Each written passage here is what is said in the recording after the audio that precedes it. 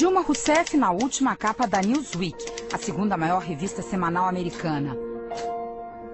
Dilma no Financial Times, o respeitado jornal inglês sobre economia. Dilma na lista da Forbes, entre as 3 mulheres mais poderosas do mundo.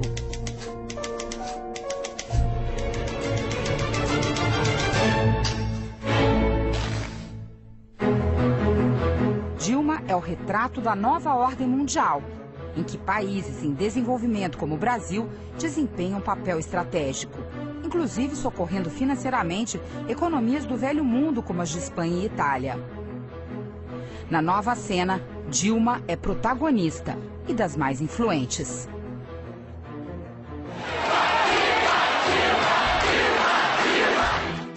No ano passado, durante a campanha, seus adversários exploraram o fato dela nunca ter concorrido a uma eleição, de nunca ter passado pelo crivo do eleitor. Você, com a graça de Deus, o voto de você, a primeira mulher presidente da República. Mas Dilma estreou nas urnas vencendo, eleita com o voto de 56% dos brasileiros, que deram a ela a missão histórica de ser a primeira mulher a ocupar a presidência após 120 anos de república. Sei que a distância de um cargo nada significa para um homem de tamanha grandeza e generosidade.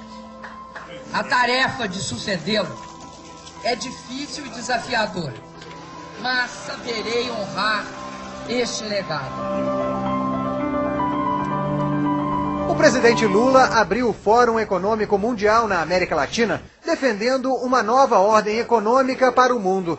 Porque a verdade nua e crua é que entrou água no navio. Só tem possibilidade da gente acabar com a miséria do mundo se a distribuição de renda for concomitante com o crescimento. O presidente da Colômbia, Álvaro Uribe, afirmou que os investimentos em infraestrutura são uma boa resposta para a crise. O presidente da Federação das Indústrias de São Paulo não vê razão para tanto otimismo. A notícia é lógica, é melhor do que se fosse uma notícia pior. Mas nós temos que encará-la na medida certa para nós não nos enganarmos, porque senão, se nós nos enganarmos, o presidente do Banco Central pode pensar, por exemplo, que não precisa baixar a Selic, que 11,25 está bom. As propostas discutidas aqui no Rio vão ser levadas para o encontro dos chefes de Estado do continente americano, que acontece depois de amanhã em Trinidad e Tobago.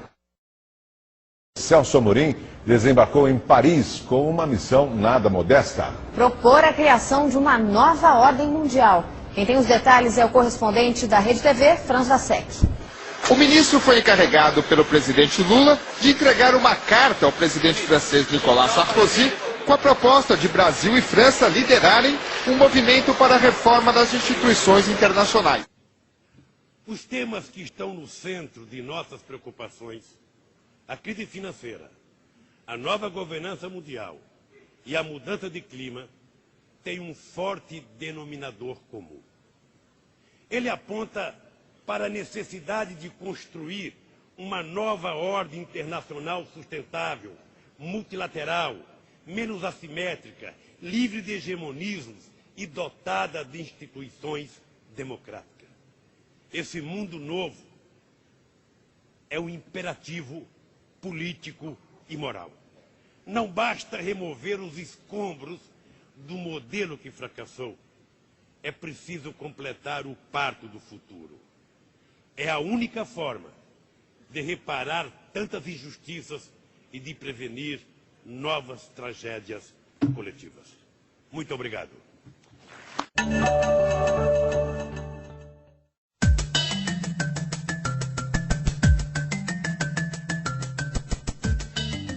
É necessário um novo paradigma moral para melhorar o mundo. Foi o que afirmaram 129 líderes religiosos do G8 em uma reunião de cúpula interreligiosa em Roma.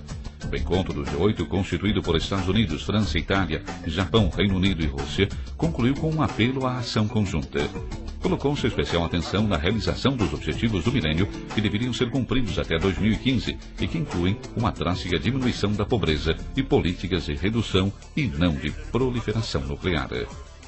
Nesse sentido, os representantes religiosos são muito claros e pedem aos países com armas nucleares que as eliminem o mais rápido possível.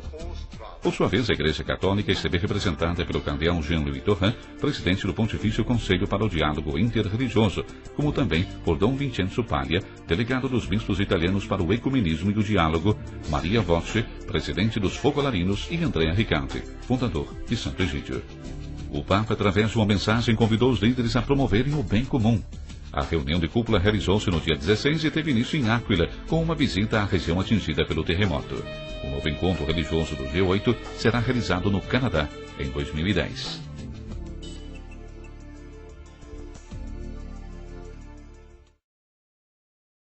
A crise econômica mundial foi um dos principais assuntos tratados na terceira encíclica do Papa Bento XVI. No documento direcionado a todos os bispos e fiéis da Igreja, Bento XVI pede uma reforma do sistema financeiro internacional com base na moral e na ética e sugere a criação de uma autoridade política mundial para resolver os problemas gerados. O que se pode falar disso, Padre Paulo? Olha, infelizmente o que nós vemos é que essa realidade não está só dentro de um partido. Isso contaminou todos os partidos e toda a classe política. Essa mentalidade, porque todos esses itens que estão aí e que são condenados pela Igreja, não somente pela Igreja Católica, condenados por qualquer cristão. Qualquer cristão. Até qualquer pessoa de boa vontade. Né? Qualquer pessoa de boa vontade também. Né? Tudo isso daí está dentro de um projeto, né? Que são pontos que são colocados pela ONU, né? Esse pessoal globalista que quer o governo mundial, etc. e tal. Então, o que é que está acontecendo? Nós estamos vendo na prática o governo mundial já em ato. Ele não acontece, ele não está aí juridicamente, mas de fato o pessoal da ONU diz, e o pessoal aqui no Brasil bate continência e diz: sim senhor, vamos pôr em prática. Ah, mas o povo não quer, não tem problema, nós vamos pôr em prática. Sim senhor, é isso mesmo, meu senhor, é isso mesmo, nós vamos obedecer. É isso que eles estão fazendo. Ou seja, de onde vêm essas ideias cavilosas? De onde é que vêm essas ideias de colocar, né, casamento homossexual, aborto e todo tipo de coisa que o povo brasileiro não quer? O povo não quer. O povo não quer. Mas os políticos mesmo assim. Por quê? Porque existe um lobby, um forte lobby internacional, e não é o pessoal, o negócio aqui não é capitalistas. Né? Ah, é o capitalismo mais uma vez. Não. Isso daí é o anticristianismo, entendeu? De gente que quer fazer um governo controlador mundial, e aí estão caminhando para isso. Vamos reunindo em blocos. Se você pega, por exemplo, também o perfil do senhor Obama, né?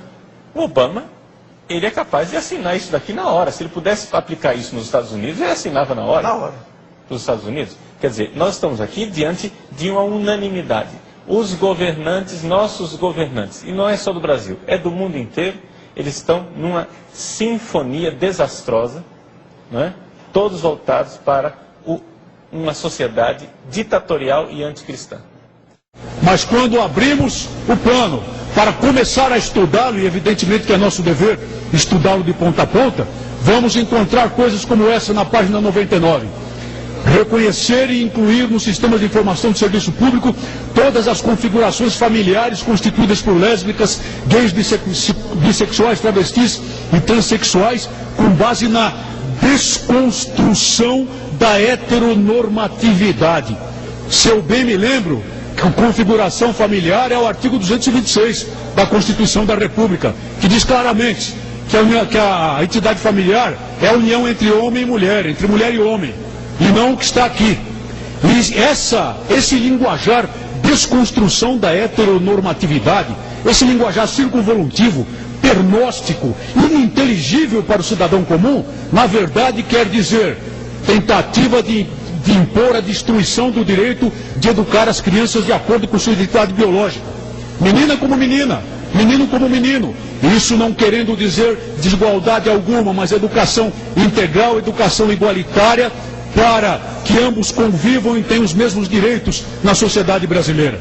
E depois, folheando várias páginas desse plano de direitos humanos, nós vamos encontrar aborto, aborto, aborto, aborto, aborto, aborto, aborto, direito de aborto, aborto amplo, geral e restrito, política de aborto do governo brasileiro, sob a alegação de que a mulher tem direito ao seu próprio corpo.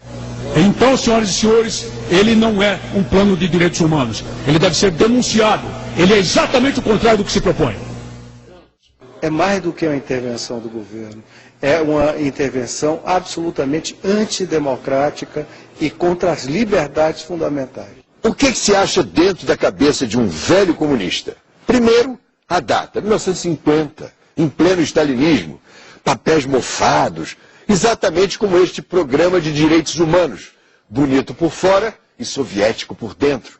Primeiro, eles querem rever a lei da anistia para crimes de 40 anos atrás. Hoje, os generais do Exército têm 50 anos, eles nem sabem direito o que foi a ditadura, enquanto os comunas do governo continuam com cabeça de 60 anos atrás.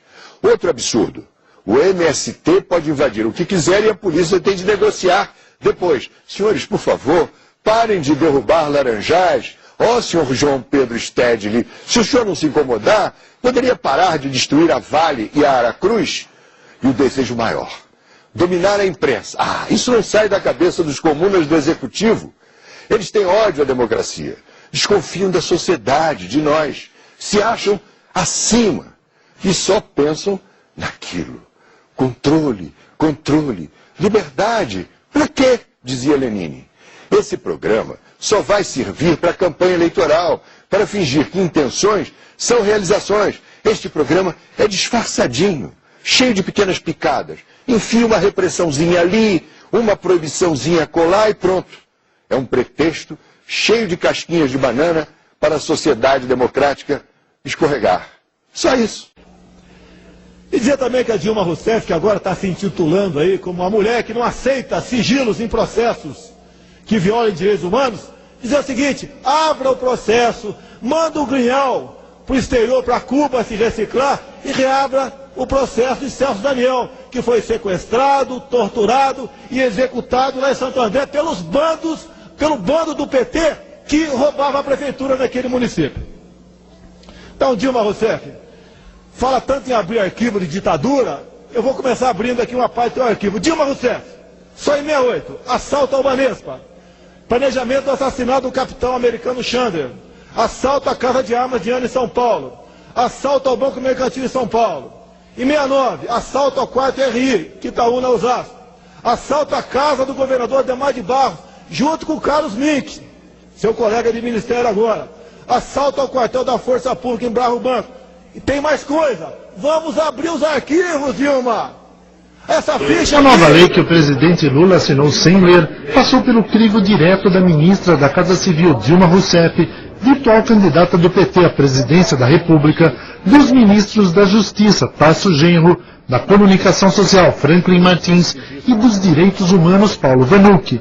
É um emaranhado de artigos e parágrafos que muitas vezes ataca a Constituição. O decreto provocou duras críticas da sociedade e uma forte reação dentro do próprio governo. Para os especialistas, se for aprovada da maneira como está, a lei será o mais duro golpe contra a democracia desde o fim da ditadura militar. Ives Gandra Martins é um dos mais conceituados juristas internacionais. Ele é autor de mais de 300 livros sobre direito, sozinho ou com outros autores, com obras publicadas em 19 países. Ao analisar o novo decreto, ele ficou impressionado. Um dos documentos com maiores sandices que eu tive a possibilidade de ver nos meus 51 anos de advocacia e nos meus 49 anos de magistério de direito. Catedrático em Direito por 31 universidades no Brasil, na América do Sul e Europa, Ives analisou vários itens do novo decreto. O projeto prevê que o proprietário rural que tiver uma fazenda invadida não poderá mais recorrer ao judiciário. O que eles estão pretendendo é dar direito àquele que invadir qualquer terra, fazer com que, uma vez invadido, o direito de propriedade deixe de ser do proprietário e de ser do invasor. A lei quer evitar a divulgação de símbolos religiosos. Se não pode haver mais símbolos religiosos, nós temos que mudar o nome da cidade de São Paulo. Todas as cidades que têm nomes de santos não poderão mais ter. será criada uma comissão para controlar o conteúdo dos meios de comunicação. No momento em que se elimina a liberdade de imprensa, nesse momento nós estamos perante efetivamente o início de uma ditadura. Um novo imposto sobre grandes fortunas seria instituído. É um imposto que afasta investimentos, porque aquele que formou um patrimônio, depois de ser tributado em todas as operações, ainda vai ser tributado no seu patrimônio pessoal. As prostitutas contariam com direitos trabalhistas e carteira assinada. Isso não é profissão. Na prática, o que os verdadeiros direitos humanos é tirar essas moças do que elas estão fazendo e dar profissões dignas a elas. Os responsáveis pela tortura durante a ditadura militar seriam julgados. Já os guerrilheiros, que também torturaram, ficariam livres de qualquer punição. Torturador de esquerda é um santo. Torturador de direita é um demônio. É um decreto preparatório para um regime ditatorial. Sandra, hoje mais cedo parece que o Ahmadinejad participou de uma reunião da ONU em que se discutem o que está sendo chamado de metas do milênio. Qual foi a sugestão dele para reduzir a pobreza no mundo? Ele disse que o capitalismo está com os dias contados e que é um momento de criar uma nova governança global baseada na beleza e na justiça, com um governo correto e adotar uma mentalidade divina para um novo modelo aí de ordem mundial. Na verdade, a gente tem que lembrar que o Irã é uma república islâmica, né, onde poder, né, o governo e religião andam juntos. Então, eles propõem que esse modelo mais voltado para a religiosidade seja adotado pelo resto do mundo e que forme um grande eixo de governança global mais pulverizado. É algo parecido com o que o Khatami, né, o Khatami, que também é líder iraniano, tinha dito alguns anos atrás. Mais uma declaração bombástica do presidente Mahmoud Ahmadinejad. Uma nova ordem mundial. Esse é o compromisso dos líderes das maiores potências do mundo, que representam 90% da economia global. De acordo com os representantes, a reunião do G20 mudou as regras do jogo. Hoje, os maiores países do mundo concordaram em um plano global de recuperação e reforma. Isso envolve o maior corte de juros da história, o maior estímulo fiscal, o maior investimento de recursos da história das instituições internacionais. Um total de 5 trilhões de dólares vai ser injetado na economia mundial até o fim de 2010, incluindo 1 trilhão de dólares do Fundo Monetário Internacional. Cifras altíssimas que os países e instituições internacionais vão ceder para combater a crise. O G20 definiu outras medidas para estabilizar o sistema financeiro, como o fim de paraísos fiscais, regulamentação mais rígida de bancos e empresas e novas regras para pagamento de bônus a executivos. Vamos implementar novas regras de pagamento de bônus em todo o mundo. Não haverá mais recompensa para o fracasso. Os líderes do G20 desembarcaram em Londres divididos, mas o resultado final da reunião foi motivo de comemoração para todos. Isto é mais do que podíamos esperar. Sabemos que sozinhos não podemos fazer nada. Para criar novas regras, para criar uma nova base do sistema, temos que nos unir. Foi isso que fizemos.